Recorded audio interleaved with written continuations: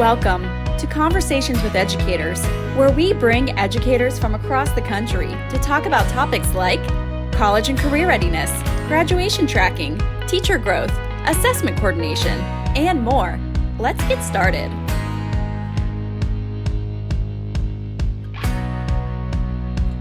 So thanks for joining us for our Conversations with Educators.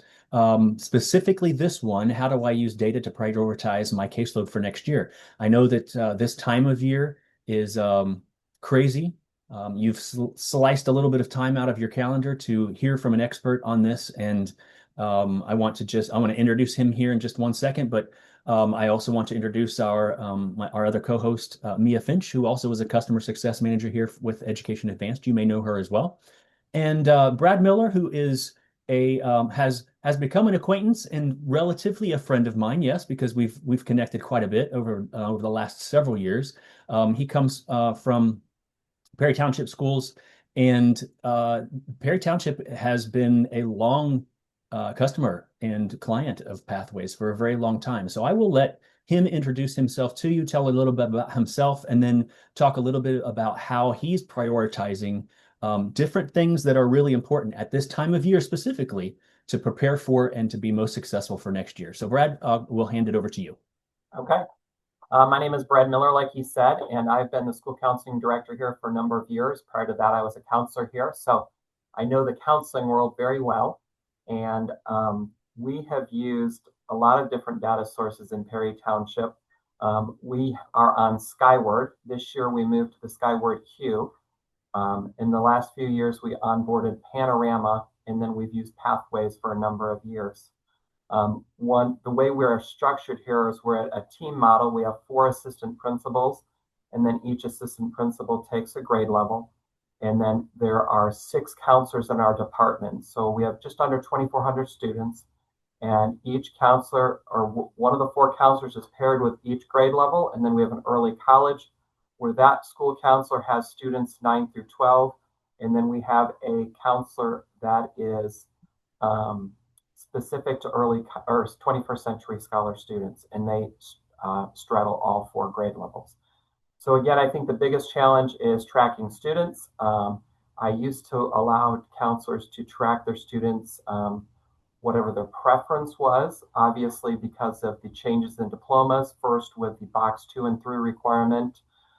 That's when we really started using Pathways more. We use it to track box 2, uploading forms, making sure we mark like athletics and stuff for box 2 in there. I have some other people that help work on that. And then for box 3, trying to determine originally for the waiver, you needed 3 options for box 3. And so I would run reports to determine that. And so that was the heavier use end of that. As we're moving toward the new requirements for current class of 29, that has presented an additional number of challenges. And so Pathways has been the best platform to use on that. So I'm kind of mandating, if you will, counselors to next year fully be using that. Most of our counselors are using that this year. We've done a lot of cleanup on that this year. And so that's kind of where we are, kind of in a broad piece.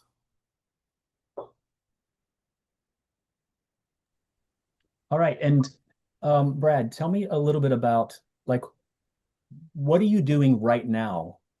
Obviously, with this time of year, what are you doing right now to prepare for and to make sure that next year when you start, after your summer break and you come back, now I realize that as educators and as a former educator myself, you don't really kind of get a summer break. Everyone works through the summer break, right? However, what are you doing right now while your students are there to really prepare that data and whatever you're collecting in Pathways or otherwise to prepare yourself so that you can start off right and start off well and successful next year? Well, I think accurate scheduling is the biggest issue we face right now.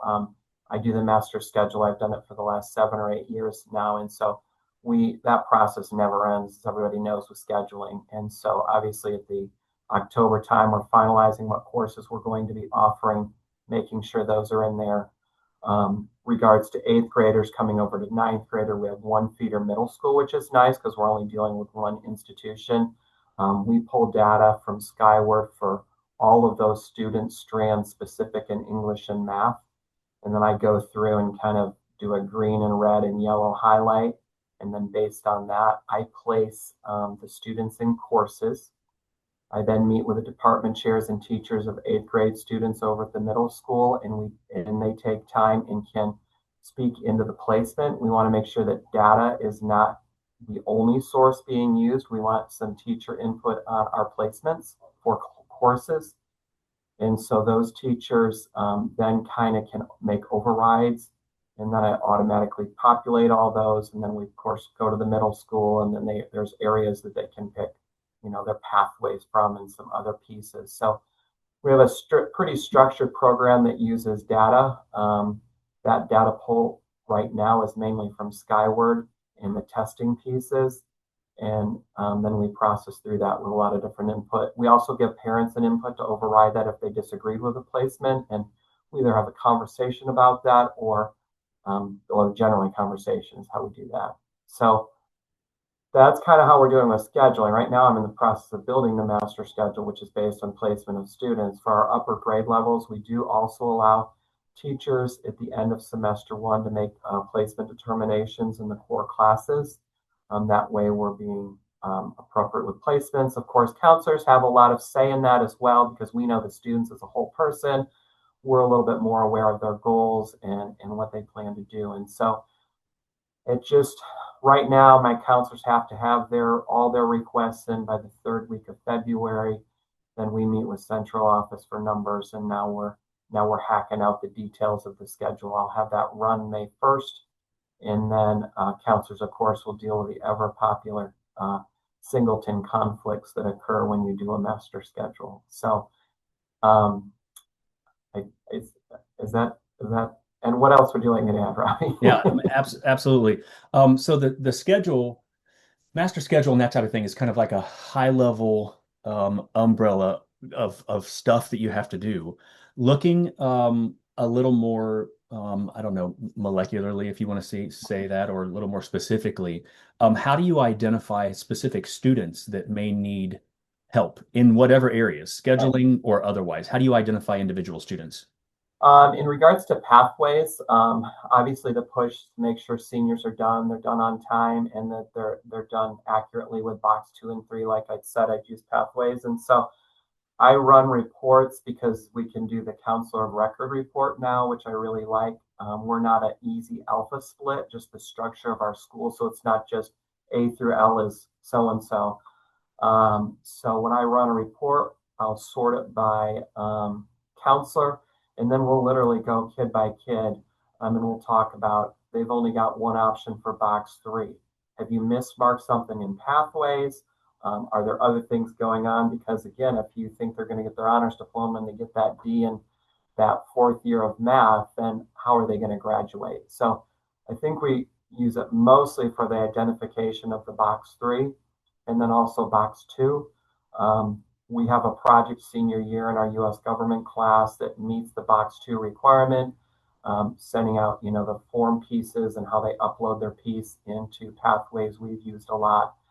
And so we're always looking at that list. Are there students that have either already taken government that don't have their box 2? Can they get it through work or other means? And we've identified right now, I think there's actually only 2 students we're working with to meet with their box 3 that aren't already in government. We built in some capacity at the younger grades at this point in PCC, which I know a lot of schools have done, which they take generally in 9th grade. And so originally when box 2 came up, we thought, we have a transient population. Let's make sure we get it with kids at the end of their career. We're kind of shifting our mindset on that, but we still are going to have that as an option because we do have a lot of kids. I mean, we had a senior enroll 2 weeks ago. And so that's just how life happens in a high school and in high school USA, I guess I would say. And Right. So the senior counselors are really honed in on that piece. Junior counselors and sophomores we're moving toward using it. And then our freshman counselor is really honed in on all of the different pieces that are available. The diploma progress sheet's really good. I actually printed. I know a lot of people like digital, but some of my people still like print. And Yep. so, like at the semester, we printed off the grade manager or diploma progress piece because our new Skyward is harder to read. The transcripts are a mess as far as trying to discern easily, do they have all of their English credits and pieces? And so the way it's laid out is a lot easier to manage. And so if counselors prefer that, I make sure that's available for them and they're auditing basically the students. And so if any, I'm looking at the list of attendees. I want to make sure that if there are any attendees who are not in Indiana, I don't know if there could be, but for those who are not in Indiana, like Brad is, he's talking about box one, box two, and box three. Indiana has a graduation requirement currently for box one, two, and three. Box one is basically academics, their diploma. Box two is an employability skills requirement. So he's tracking and there are different requirements within that, but he's tracking all of that data for employability skills. And then box three is post-secondary readiness. So it would be test scores, dual credit, those types of things. So for anybody who's on the call who may not understand really how the requirements work in Indiana, that's kind of how that works. And I can So speak to translate to Texas. It's like our endorsements and performance acknowledgments. So yeah, same kind of idea, using pathways to track and flag kids that may be at risk of not meeting those. sure. Um, Brad, now that you've got years of experience, you talked about doing the schedule for 7 or 8 years. How has your approach changed regarding the tools that you have available to you as far as being more proactive, like now, as opposed to waiting until the beginning of next school year or finding out about things at the beginning of next school year and being reactive to them, where now you can possibly use this data that you have to be able to catch some of the things that you may have had to react to later that you can actually be proactive to now. How has that approach changed, and what are you doing now to kind of be more proactive than you are reactive? Well, Robbie, I've always been a planner. So I always try to anticipate. I think we've done a better job as a school looking at data points for placement of students and making sure they're in the right spots and in the right classes. So that has really moved on. We've changed. We've given teachers some more input. That I know that can be controversial, but that is something we started 2 years ago, where they could make recommendations in Skyward. Programmatically, we really try to lay things out strategically, and we have a very large population of students that aren't from the United States. So trying to determine what our newcomer options look like. We've got some newcomer pieces within that. Trying to anticipate that can be a challenge. Obviously, more recently, that's really shifted from what we've had in the past. So we're trying to figure out what that newcomer schedule will look like, because this past year, we basically upped the rigor in all of those classes because those kids were not true newcomers, even though they still had pretty limited use of the language. In Yeah. pieces like that, I collaborate a lot with the different department chairs on those specific pieces. MTSS, we're doing more with. That's the big buzz. And so we do primarily our identification for that is driven by credit attainment in the passing of classes, right? The goal of high school is we want them to get to the finish line if they're not earning credits and if they're off track. So making sure there are thresholds for credits at different grade levels, offering summer school options. We have Ed Menem placement, which is like Plato, if you're familiar with that, or any of those other alternative programs. So the counselors on the granular level are looking individual by kid. Caseloads are still high, right? They're around 400. Now that we team with an assistant principal, that's another reason we're onboarding with Pathways, because we want to make sure that they see that same information as well. They're kind of dipping their fingers into that. I don't always like administrators into that, but that's counselor world, but it's still been helpful for us to make sure we're catching every kid. And Brad, we have a couple more minutes left. As the DOE typically does in all the states, they make changes throughout time, and you have to adjust to those, and so every school would have to do that.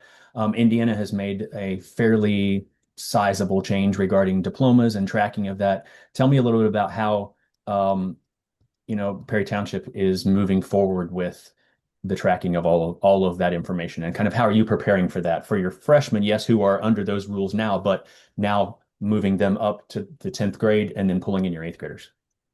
I think one of the heaviest lifts has been the work-based learning piece and how to track that.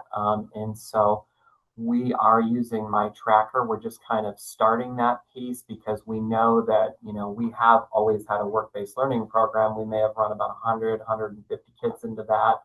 Our instructor was half-time work-based learning, half-time teacher, and she just kind of created her own system. Now we want to make that system more uniform because if we have kids, of course, going for the enrollment plus seal or all of those seal pieces require different hours. And so we have worked pretty hard at trying to unify not just what we're doing at our high school, because we're in a district with 2 high schools. We've been meeting with that work-based learning coordinator over there and with Robbie and his group to try to make sure what makes the most sense for tracking. Because it's not going to be your typical pay stubs from your job necessarily, right? Some of these are going to be unpaid. Some of these are going to be more volunteer, like at organizations. And so working through the agreements and all that specific piece that the state has required has added a lot of extra burden on schools for sure. Right. So we're trying to create a system to make that more doable. What else are you using? Skyward and Pathways obviously are two main tools that you will use, but do you have spreadsheets? Do you have like other type of tools that you're using that you could make recommendations for our other attendees for how they're, keeping track of preparing for next year? Well, our work-based learning person has a running list of kids who have been approved for that, and that Okay. to adjust schedules, at the Mhm. schedule level. She'll continue to do that, and we'll probably have some backup pieces on that. But again, a lot of it's driven by passing classes. That's what we kind of live or die by as a counselor. Yeah. Yeah. For a counselor who is, and I actually worked with one of them today, who this is their first year. What is your biggest recommendation for them as they're coming into the end of a school year, preparing for and getting ready for the beginning of next school year? What should they definitely focus on this?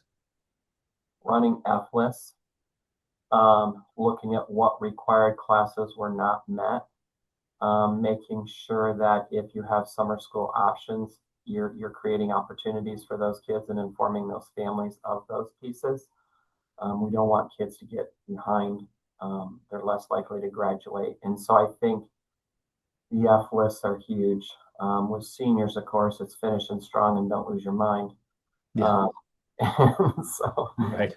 I think that's just the reality of the world. And so Yeah. you've got to kind of hone in on those. We run F lists a lot. And so there are kids being called down to the office an awful lot. To just call them out, calling families, making families aware and things like that, even though they're in high school. Sure.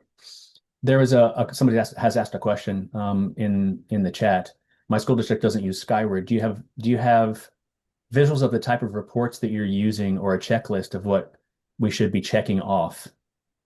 And just for Gerald, Perry's not a virtual school. They're a brick and mortar school. And you don't have to provide this now, Brad. It would be something that we could provide, to our attendees later if you think of something that would be useful. Are you in Indiana? That maybe? And Gerald, are you in Indiana school? Oh. No, Florida school. Does Florida have a template that they use to work toward graduation requirements, is what I would assume? Yeah, Gerald's likely at our school district that uses Pathways as well, so they'll have Pathways there as well. But I think they're probably looking for what additional resources, spreadsheets, things that you have benefited from that could be used. And Brad, you and I can get together, and Gerald, I can get those to you. specifically later if Brad has some suggestions. I can certainly do that. Sure.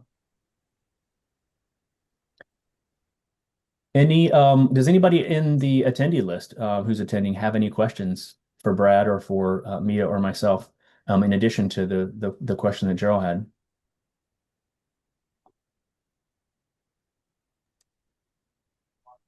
What are you using to pair students with scholarships? We use Naviance. I didn't even speak about Naviance, but that's how we send all transcripts. Once they're graduated, we switch to Parchment for transcript use. Sure. We do a lot of college career programming through that with interest inventories and kind of the tiered 6 through 12 curriculum piece for college and career readiness. Nice. A great question. It's a beast. Yep. There's so many scholarships out there. And then we also do our senior survey through Naviance, so they can't pick up their cap and gown until they've completed that survey. And that's also where they request final transcripts as well to try to streamline that. We increasingly have school districts that are, I worked with a school district even on Monday that's pulling a senior survey into Pathways with our new forms routing feature, where the senior survey or whatever the form is can be routed to a parent or to a supervisor and then to the counselor, and using that for senior surveys as well as the My Tracker piece for tracking scholarships and being able to add dollars or scholarships or how often the payout is on the scholarship. Is it once a year for 4 years, or is it just a one-time scholarship, that type of thing? They're collecting data that way and reporting on that within Pathways as well. Yeah, we have not moved to tracking it that way. So Gerald, if I feel like you're at Sumter, and were there when I was no, I don't think so. Okay. I'm going to send a separate message to Gerald in the chat, and we can get resources over there. Sure. But yeah, we have tools available to do some of those things if you're looking at scholarships, and we don't match students with scholarships, but scholarships can be tracked within Pathways if that's something that's a need. Oh, Duval. Okay. Anybody else have questions?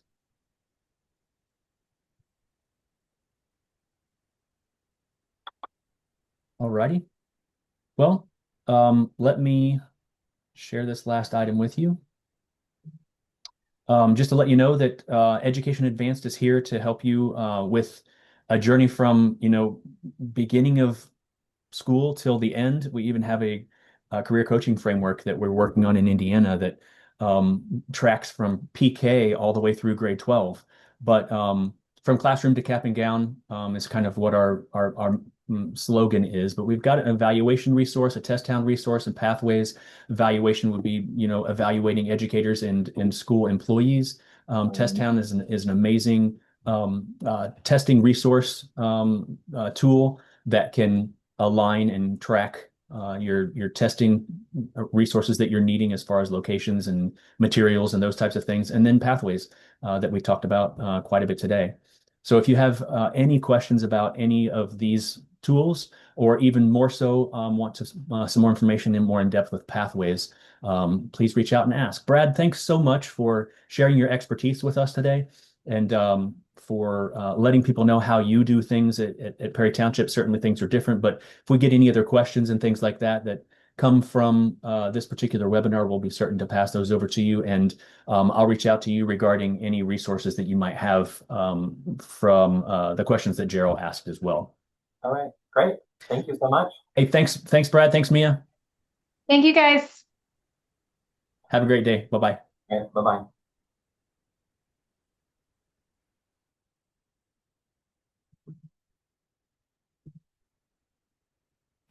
Thanks for joining us.